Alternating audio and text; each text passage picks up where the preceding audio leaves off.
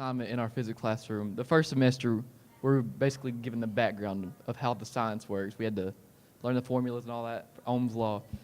In the second semester, we were actually given our project. And in our physics class, we were all split into groups.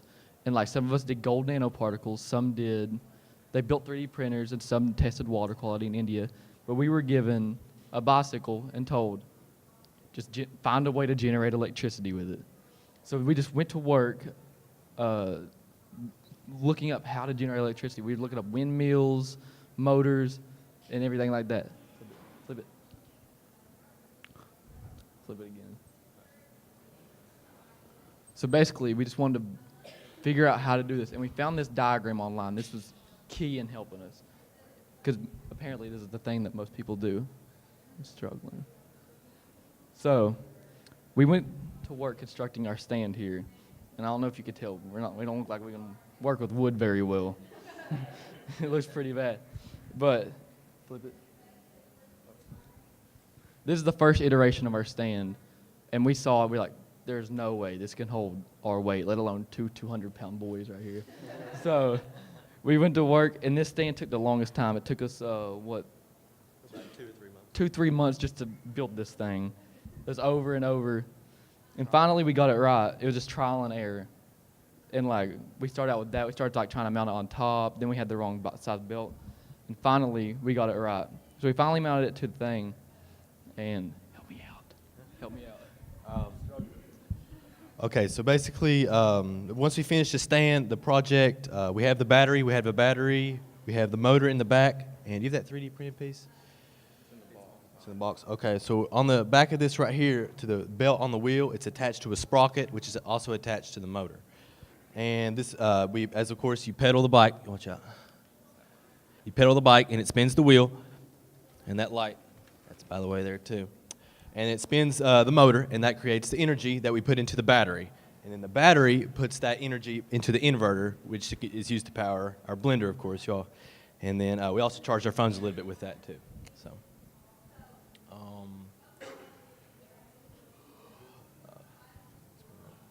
yeah, and What? Is it data? Okay. Yeah, go back. This is the sprocket we were talking about, and yeah. Okay, so this was. Okay, so this is we after 5 minutes of slow, constant pedaling, we managed to increase the battery life by 3%, which is compared to a wall outlet. What was it like? 5 minutes and get like 1% about percent a minute on average. And this is a 12-volt motor, but somehow we got all the way up to 17 volts of energy produced, and so it got more than its fair share there. Yeah, so go ahead. Our first demonstration here was going to be, we were going to bring a PlayStation for the kids to play because we wanted to have something that kids could relate to. But it turns out we couldn't find a computer screen in time.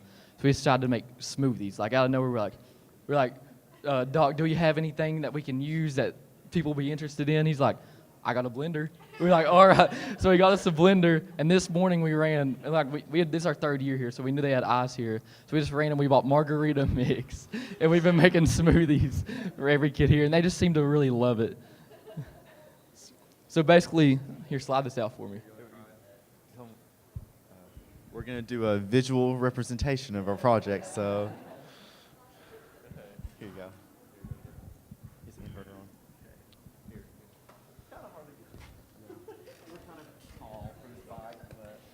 So basically, most of you won't be able to see this. If you see this light right here, go ahead and pedal slow for me. If they pedal slow, it's barely going to light up. This is demonstrating how much output we're getting. Now if they pedal fast, it brights up. This is trailer light. Now that you see this, I'll turn on the inverter, and what's going on, no, keep pedaling.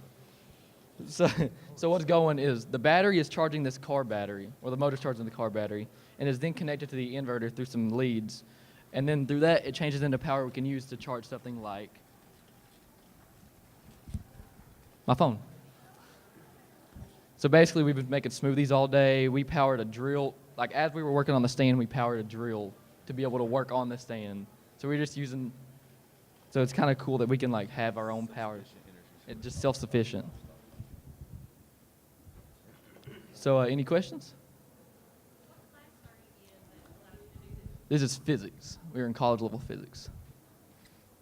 It's very cool.